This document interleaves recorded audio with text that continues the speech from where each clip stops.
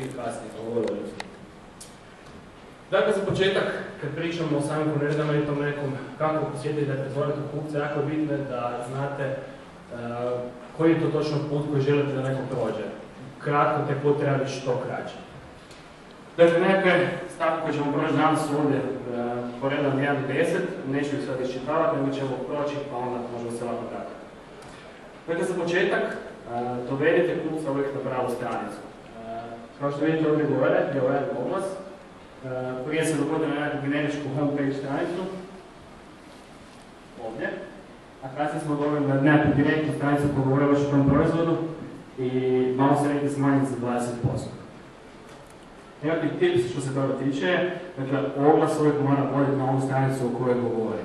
Ne mora biti samo da govorimo samo o Google oglasima, govorimo o svim oglasima koje koristite. I ono što je uvijek jako bitno je da tekst koji imate na oglasu da ga ponovite u konačnici i na samoj stranici. Vaša početna stranica mora biti korisna, mora biti korisna za onoga koji posjećuje prvi put.